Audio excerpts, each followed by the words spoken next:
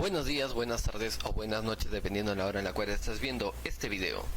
Vamos a tomar hoy el día del curso de Historia Universal con el tema correspondiente a Egipto, parte 2.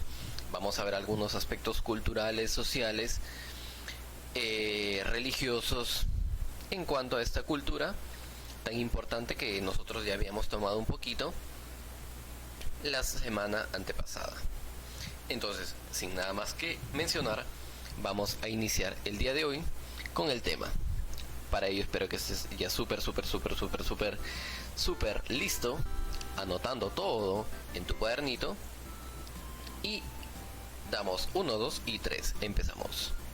Vamos a ver Egipto, sociedad y cultura. Para ello, vamos a anotar un poco de la sociedad y la pirámide social y cómo se distribuyó la sociedad dentro de la civilización egipcia. Vemos que dentro de esta pirámide, en la cima de la pirámide social, se encontraba el faraón, como lo habíamos visto en la clase en Egipto 1, que el faraón representaba a la máxima autoridad de Egipto, representaba el máximo poder y también establecía un gobierno teocrático. ¿Qué significa gobierno teocrático? Teo significa Dios y kratos poder. Un gobierno basado en el poder de Dios o en el poder de los dioses. Ya que el faraón representaba al hijo del Dios, por ende, él también representaba una figura divina. Por ende, se establecía un gobierno basado en la religión también, en la cual la cabeza de toda esta estructura vendría a ser el faraón. Debajo del faraón se encontraban los sacerdotes, quienes controlan a la población mediante los cultos y también controlan a la población mediante el enaltecimiento del faraón. Los sacerdotes se encargaban de que el faraón se vea como una figura divina y también realizaban algunos cultos religiosos para los dioses. Por ello es que mediante este sistema religioso se controlaba a la población. Tenemos también debajo al visir y al escriba. ¿Quién era el visir? El visir era quien supervisaba todos los nomos, todas las comunidades a lo largo de Egipto, era quien se encargaba de esta supervisión. Y el escriba era quien registraba todas las actividades del faraón, y no solamente del faraón, sino también las actividades que se realizaban a lo largo del imperio. Escriba, el que escribía, vamos a decir así, ¿no? El que escribía las actividades del faraón, y el visir, el que veía, el que supervisaba todas las actividades dentro de las comunidades o dentro de los nomos. Debajo encontrábamos a los guerreros, aquellos que conformaban la fuerza militar, representaban el poder militar del reino, la fuerza bruta, la masa que se encargaba de dominar al pueblo mediante la opresión, mediante las tácticas bruscas, las tácticas que tenían aquí en cuanto a las tácticas militares. Luego teníamos pues al pueblo, y el pueblo pues era el sector más bajo y quienes realizaban labores cotidianas y comerciales, que se encargaban pues, que era en realidad era la mayor masa. El pueblo siempre ha sido la mayor masa, pero siempre ha sido quienes han estado oprimidos por los guerreros, por los sacerdotes y los faraones. El sector más abundante, pero también el más oprimido. Estos se encontraban pues realizando labores cotidianas, comercio, agricultura, ganadería, creación de cerámica, algunos textiles, y también algunos se encontraban dentro de los mercados, valga la redundancia, comerciando, pues, ¿no? Entonces tenemos aquí la estructura social dentro de la civilización egipcia. Dentro de la cultura Primero, uno de los primeros aspectos que vamos a tomar van a ser la arquitectura. Esta arquitectura tuvo carácter religioso, tuvo un sentido grandioso y eterno. También se caracteriza por ser monumental, es decir, por ser grandes construcciones, monumentos gigantes.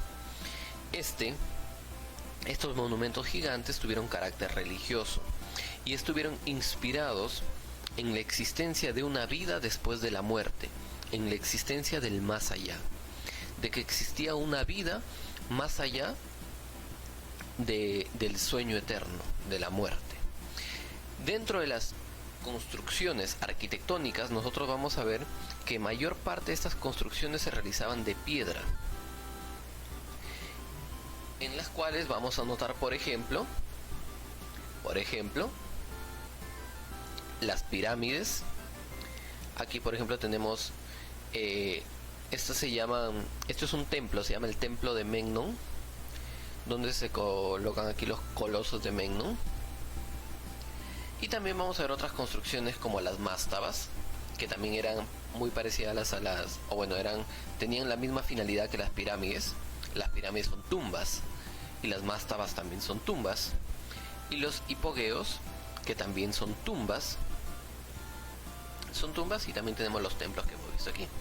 Entonces, pero principalmente vamos a notar que se caracterizan por ser monumentales, gigantes, se caracterizan por ser grandiosas, pues aquí lo notamos, y tuvieron inspirados en la existencia más allá de la muerte. Mira, las tumbas, ¿para qué? Para preservar los cuerpos, y los templos, pues para que se recuerden a aquellos muertos, especialmente los faraones. En cuanto a la escritura, nosotros vamos a notar a la escritura jeroglífica, y esta escritura jeroglífica fue la primera que apareció en Egipto. Estas solamente se empleaban en tumbas y en templos, es decir, se utilizaban solamente para la clase alta, como los sacerdotes o los faraones.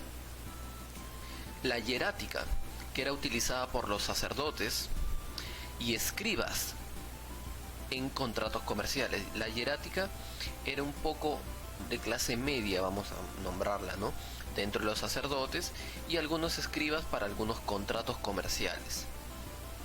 Y la demótica, que era la del sector bajo, era utilizada usualmente por el pueblo y se utilizaba pues en el hablar común, el dialecto común, incluso para la escritura. Se utilizaba por escribas para tareas cotidianas y también para gente del pueblo. Recuerda que el escriba no solamente sabía escribir hierático y demótico, también sabía escribir jeroglíficos. Por eso es que era el principal escritor de la sociedad egipcia. Y notamos aquí dentro de la escritura, y dentro de estos tres aspectos, la famosa piedra Rosetta. Esto, lo que nosotros estamos viendo en la imagen, representa a uno de los aportes más grandes para la civilización egipcia en cuanto a la escritura, ya que esta piedra Rosetta fue estudiada por un francés llamado Champollion. En esta piedra Rosetta vemos diferentes tipos de escritura, y antes de Champollion, François Champollion, la escritura jeroglífica no había podido ser descifrada. Pero en esta piedra Rosetta, llamada piedra Rosetta, se encontraron tres tipos de escritura: jeroglífica, demótica y griega. Gracias a la escritura griega es que se logró descifrar la escritura demótica y la escritura jeroglífica, ya que en los tres párrafos o en los tres textos dice absolutamente lo mismo. Aquí, por ejemplo, vamos a decir una palabra, ¿no? El río Nilo, el faraón. Y aquí también dice el río Nilo, faraón, pero en escritura demótica. Aquí también dice el río Nilo y el faraón, pero en griego. Y el griego sí había sido ya descifrada por los científicos.